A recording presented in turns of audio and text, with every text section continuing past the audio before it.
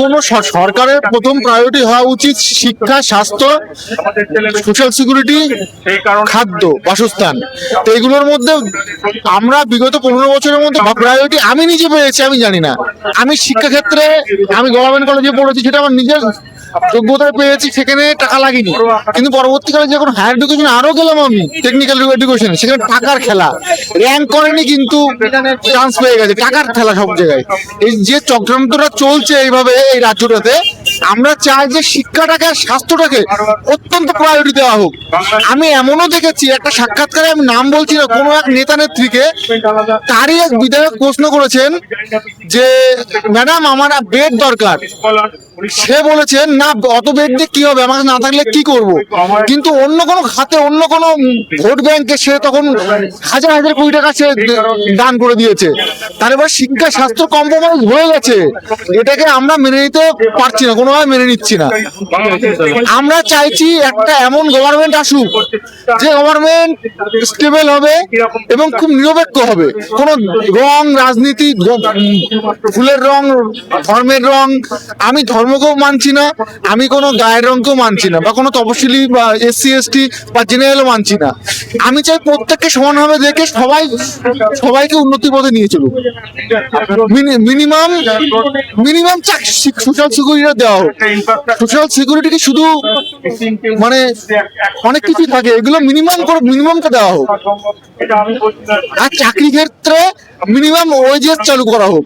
এখনো আমাদের রাজ্যে এমন আছে যেখানে 200 টাকা রোজে কাজ হচ্ছে, এটা গভর্নমেন্টের বাইরে, ডিপিএসবি পলিসির বাইরে। যদি কোনো সংবিধান ঘুটে দেখা হয়, ডিপিএসবি পলিসি ঘুটে দেখা হয়, তো মিনিমাম ওয়েজেস বলে কিছু আছে।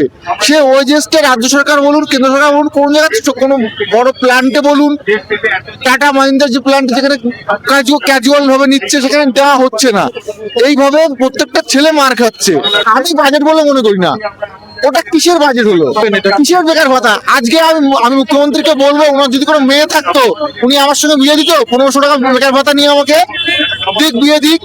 আমার বোন মানুষ হবে তো, আমার বোনের স্কুল টিউশন ফি, আমার বোন পড়ে কলেজে, তার পার সেমিস্টার গভর্নমেন্ট কলেজ 10,000 টাকা করে নিচ্ছে। তো সেই 10,000 টাকা আমার 5 মাসে 10,000 টাকা নেয়, সেই 10,000 টাকা আমার 1,000 টাকা ভাতায় আসবে তো? আসছে না, কোনোভাবেই আসছে না। আজ আমার মা পায় 1,000 টাকা, আমার হলে হবে আর 1,000 টাকা, 2,000 টাকা।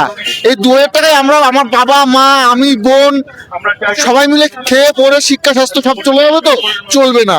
এগুলো চাই না, আমাদের দরকার নেই ভিক্ষার। আমরা চাই আমাদেরকে মিনিমাম চাকরিটুকু দেওয়া হোক।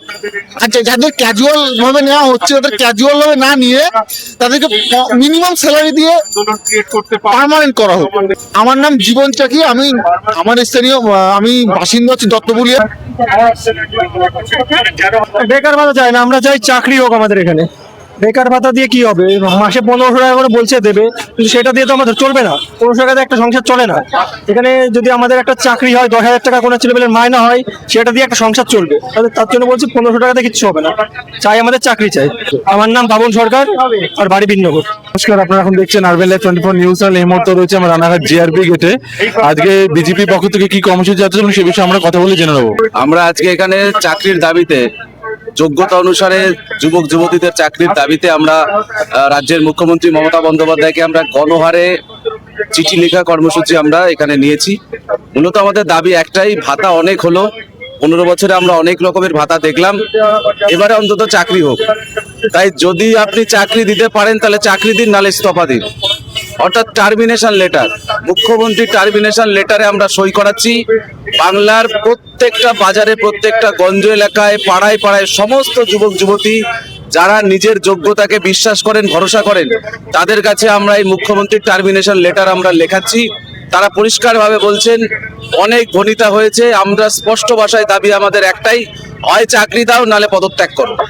অর্থাৎ মুখ্যমন্ত্রীকে আমরা দুটো অপশন দেব, হয় যোগ্যতা অনুসারে 3 কোটি যুবক যুবতীদের হাতে কাজের ব্যবস্থা করো, না হলে পদত্যাগ পত্র তুলে দিয়ে বাংলার মানুষকে, বাংলার যুবক যুবতীদেরকে বাঁচিয়ে দাও। এটাই আমাদের দাবি। সুকান্ত বিশ্বাস, দক্ষিণ নদিয়া সাংগঠনিক জেলা যুব মোর্চা সভাপতি। চাকরি চাই বাংলা, সেটা রানাঘাট শহরে জিআরপি গেটে আমরা পালন করছি। আমাদের মধ্যে জেলা যুব মোর্চার সভাপতি এবং জেলার কার্যকর্তারা আছেন। জেলা যুব মোর্চার আজকে রানাঘাটে আজকে যেভাবে মানুষ স্বতঃস্ফূর্ত ভাবে আজকে সই করে তাদের রাজ্যের মুখ্যমন্ত্রীর পদত্যাগের দাবি করছে, আমরা এই দেখে মানে হতভাগ্য। আজকে সারা রাজ্যের মানুষ যেমন জেগে উঠেছে, পাশাপাশি রানাঘাটের মানুষও আজকে জেগে উঠেছে।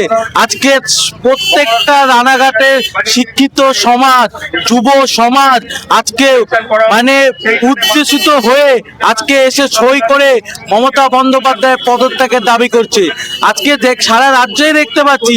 আজকে ভাবুন তো, আমার ঘরেও তো একটা ছেলে মেয়ে আছে, আমি সারাদিন কষ্ট করছি যাতে আমার ছেলে মেয়েটা সুশিক্ষিত মানুষের মতো মানুষ হোক, নিয়ে আমার চোখের জলটা, আমার কষ্টটা মুছিয়ে দিতে পারে। এই রাজ্যে চাকরি নেই, আমার ছেলে মেয়েটা চাকরি পাচ্ছে না। আজকে ভাবার বিষয়, আজকে যেই চাকরি আমার ছেলে মেয়ের নামে এসেছিল সেই চাকরিটা তৃণমূলের নেতা নেত্রীরা চুরি করে আজকে বিক্রি করে দিয়েছে। আজকে তাই জন্যে মানুষ স্বতঃস্ফূর্ত ভাবে এসে আমাদের শোয়ের মাধ্যম দিয়ে আজকে মমতা বন্দ্যোপাধ্যায় মুখ্যমন্ত্রীর পদত্যাগের দাবি করছে। আমার নাম শুভঙ্কর সাহা, রানাঘাট শহর মন্ডলের 5 নম্বর মন্ডলের সভাপতি। আমরা ভারতীয় জনতা যুব মোর্চার পক্ষ থেকে যে আশঙ্কা নিয়ে এই কার্যক্রম চাকরি চাই বাংলাটা লঞ্চ হয়েছিল পশ্চিমবঙ্গে, সেই আশঙ্কাটাই সত্যি হয়েছে গত 5ই ফেব্রুয়ারি। গত এই 5ই ফেব্রুয়ারি পশ্চিমবঙ্গ সরকারের অর্থমন্ত্রী যে বাজেট পেশ করেছে, সেখানে আপনারা দেখেছেন যে কর্মসংস্থান নিয়ে একটি লাইন লেখা নেই, একটি লাইন উল্লেখ কিন্তু পশ্চিমবঙ্গ সরকার এই বাজেটে কিন্তু প্রকাশ করতে পারেনি।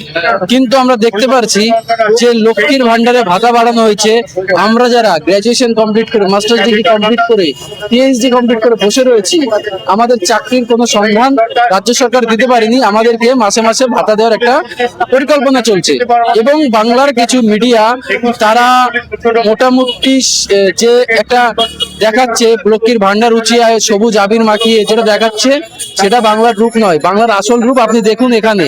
এখানে বাংলার হাজার হাজার বেকার যুবক যুবতী গ্রামে গঞ্জে শহরে নগরে সমস্ত জায়গায় তারা তাদের চাকরি চাইছেন, চাকরির দাবিতে প্রকাশ্যে এসে স্বাক্ষর করছেন এবং সরকারের উপর দাবি রাখছেন যে আপনি যদি চাকরি দিতে না পারেন আপনি পদত্যাগ করুন।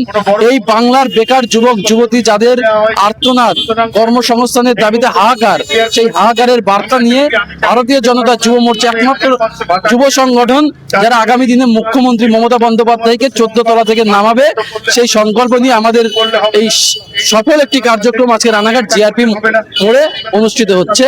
আমার নাম অভিজিৎ বিশ্বাস, আমি যুব মোর্চার একজন কর্মকর্তা।